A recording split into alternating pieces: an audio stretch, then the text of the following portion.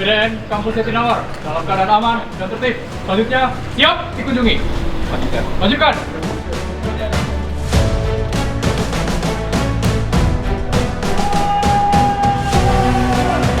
Lapor, upacara makan siang. Siap, laksanakan. Lanjutkan.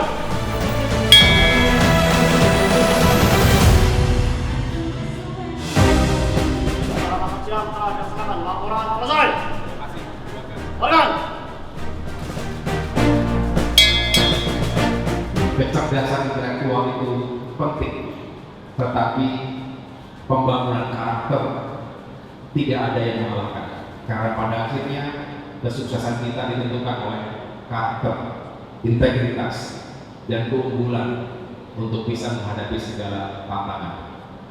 Jadi saya mengucapkan selamat kepada IPGN, selamat kepada para pelajar yang saat ini tingkat 1 rasanya masih agak lama, tapi yakinlah dengan kebersamaan senior junior yang sehat, yang saling mendukung satu sama lain, itu yang akan membawa kita kuat dan membuat kita bisa melewati hari-hari kita di sini dengan baik dan dengan nilai-nilai yang juga luhur.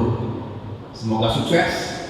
Saya juga mengucapkan terima kasih dan apresiasi tinggi-tingginya atas segala pengorbanan, pengabdian yang dilakukan oleh para praja pada saat membantu tanggap bencana sekaligus rehabilitasi dan rekonstruksi pasca bencana di Sumatera, di Aceh, Sumatera Utara, dan Sumatera Barat.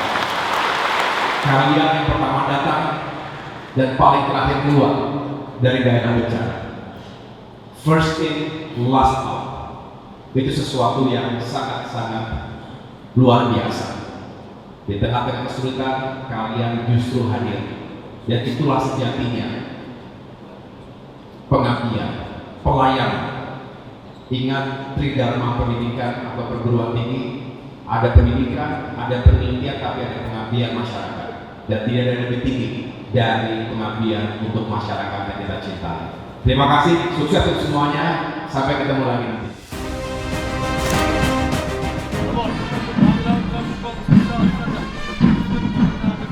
Siap.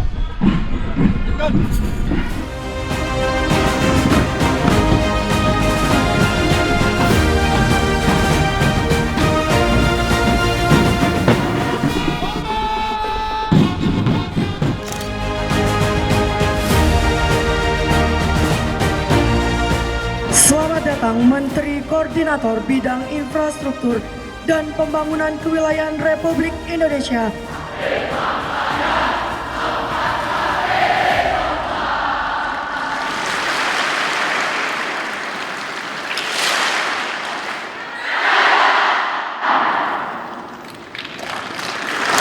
Bhinneka Nara Eka Bakti.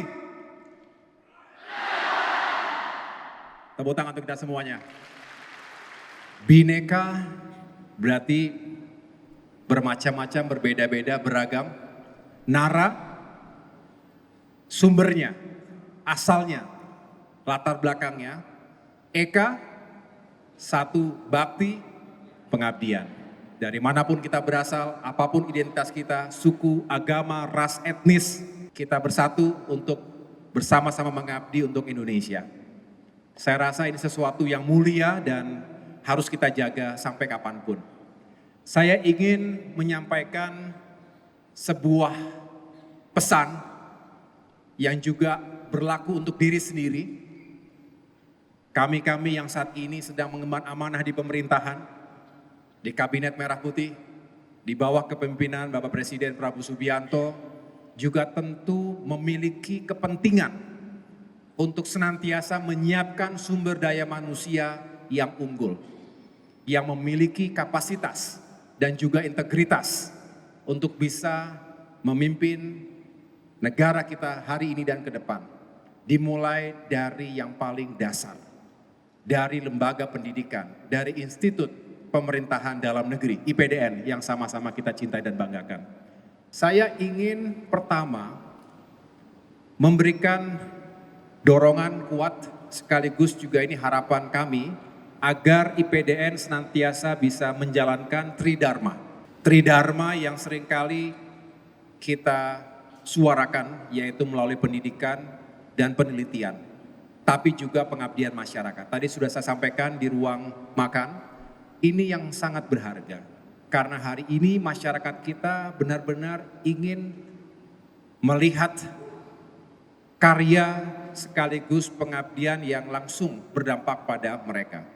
Dan inilah yang menjadi kebanggaan bagi kita semuanya. Tadi Pak Wamen sudah menceritakan, saya sendiri turut mengikuti apa yang dilakukan oleh para praja di daerah bencana, khususnya di Aceh Tamiang.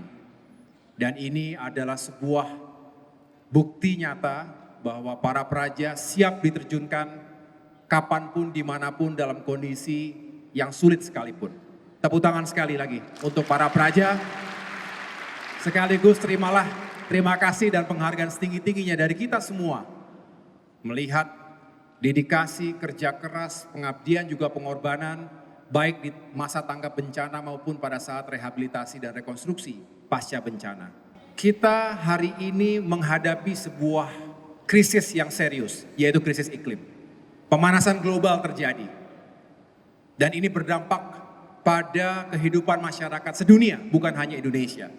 Bencana alam kerap membuat kita harus menghentikan sejenak langkah kita, karena kita harus membantu masyarakat yang terdampak bencana. Kemudian disrupsi teknologi. Saya rasa kita semua sepakat bahwa hari ini kita semua bukan saja harus lebih melek dengan teknologi, tetapi kita harus terus mengikuti cepatnya perkembangan teknologi tersebut. Artificial intelligence. Dan semua yang telah mengubah kehidupan bermasyarakat, berbangsa dan bernegara. Urbanisasi terus terjadi dan semakin cepat. 70% masyarakat dunia termasuk Indonesia akan tinggal di kota-kota besar. Sedangkan keterbatasan sumber daya alam juga kerap menimbulkan kompetisi yang semakin sengit, bahkan konflik, juga perang antar negara. Dan yang terakhir, ini juga seringkali menyisakan ketimpangan ekonomi dan sosial di antara masyarakat kita, antar daerah, antar wilayah. Ini juga tentunya menjadi tantangan yang harus kita hadapi. Geopolitik juga terus dinamis. Ketegangan terjadi di sana sini. Perang, walaupun kita berharap sekali, harusnya hari ini ya. Ini hari apa? Kalau nggak hari ini, besok akan terjadi penandatanganan antara Amerika Serikat dengan Iran. Peace deal. Kesepakatan damai. Mudah-mudahan benar-benar terjadi. Bukan hanya setelah itu kembali terjadi perang di antara kedua belah pihak, termasuk kembali memanasnya situasi di Timur Tengah. Tapi ini bukan hanya harus kita ikuti, karena dampak dari perang, dampak dari ketegangan geopolitik, termasuk yang ada di kawasan Indo-Pasifik misalnya, itu pasti secara langsung maupun tidak langsung memiliki dampak terhadap Indonesia, baik ekonomi maupun dampak-dampak lainnya. Kita lihat Selat Hormuz yang seringkali menjadi sorotan dunia. Mengapa? Karena selat ini benar-benar memiliki nilai strategis.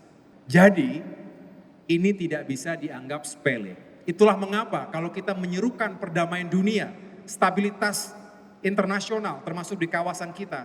Karena pasti yang perang siapa, yang terdampak siapa, betul ya? Nah ini harus kita ketahui dan kita pahami bersama. Lalu apakah, ini pertanyaan besarnya, apakah Indonesia, apakah kita bisa survive menghadapi ketidakpastian global tersebut? Tentu harus kita siapkan diri kita, orang per orang, dan juga tentu kita sebagai bangsa. Karena Indonesia negara yang besar, negara yang tidak boleh gagal, dan Indonesia tidak boleh kemudian hanya menunggu nasibnya. Kita harus bekerja sekeras tenaga.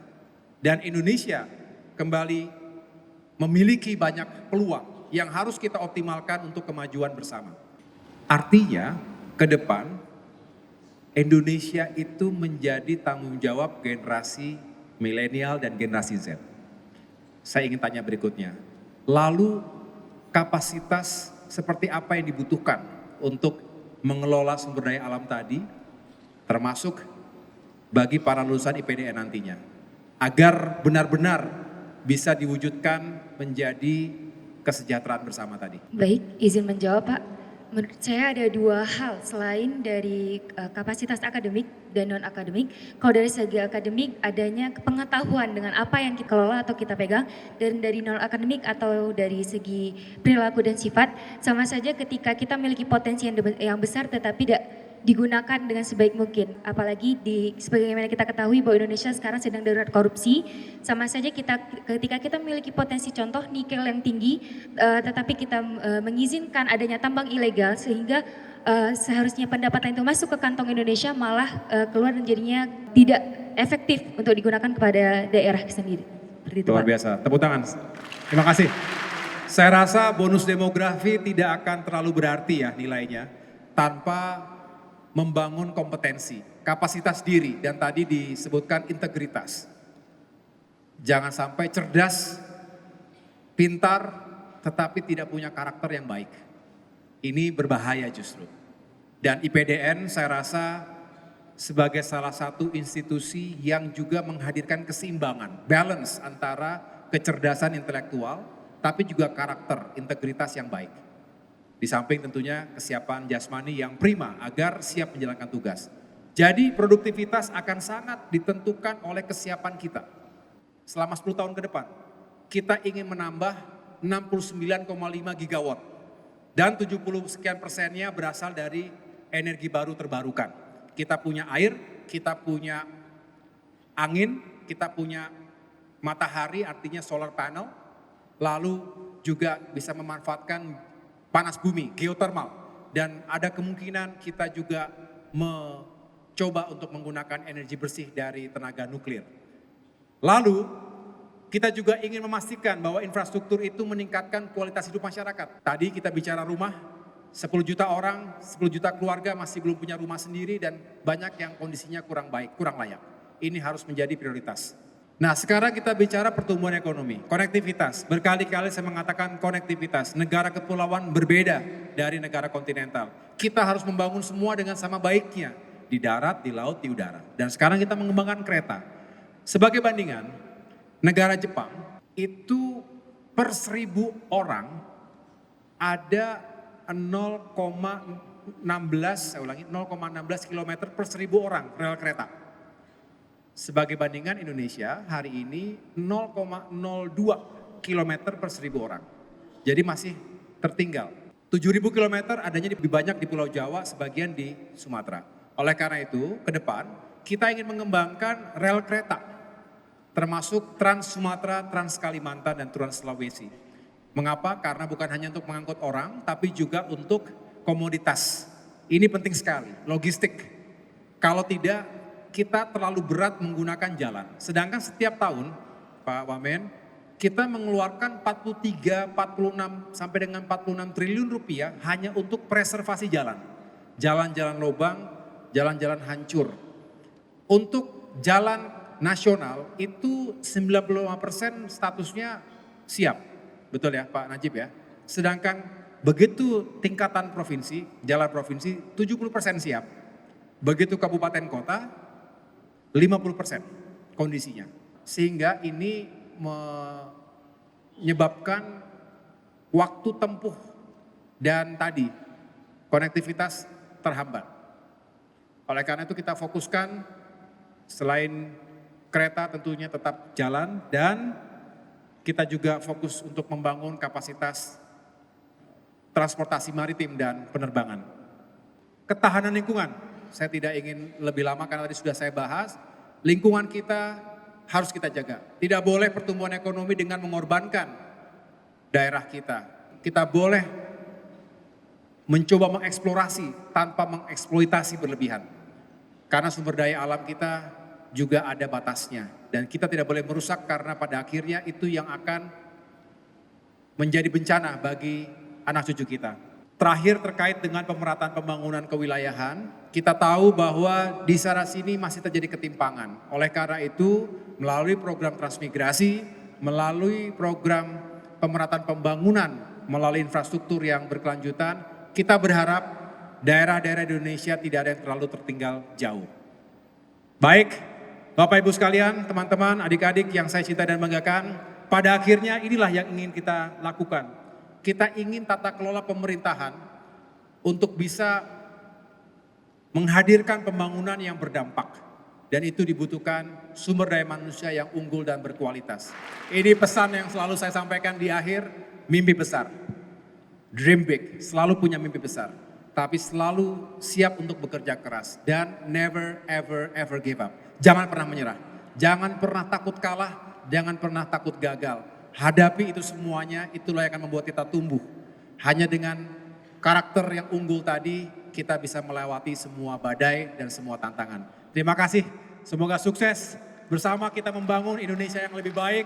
Sekali lagi, Bhinneka, Nara, Eka, Bhakti. Terima kasih. Wassalamualaikum warahmatullahi wabarakatuh.